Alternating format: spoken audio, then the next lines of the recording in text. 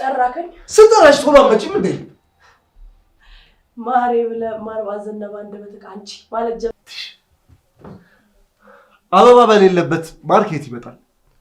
ለማንኛውም ስለ ፍቹ እያሰብሽበት ነው? ጤነኛ ነግና? አዎ ከሰሞኑም በጣም ጤንነት እየተሰማኝ ነው።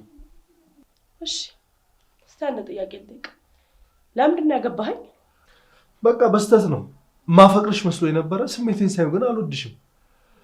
እስከነፋታ ድረስ ቤቴን ለቀሽ ትወጪልኛለሽ? እዚሁኝ የት ልሂድ? ማን አለኝ? እሱ አንቺ ጉዳይ ነው። እኔን አይመለከተኝም።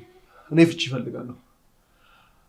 ለማንኛውም እና ሌሎቹ እኔ ጨካኝ አባት ስላልሆንኩኝ ለልጅ የሚያስፈልገውን ነገር በሙሉ አድርጋለሁ።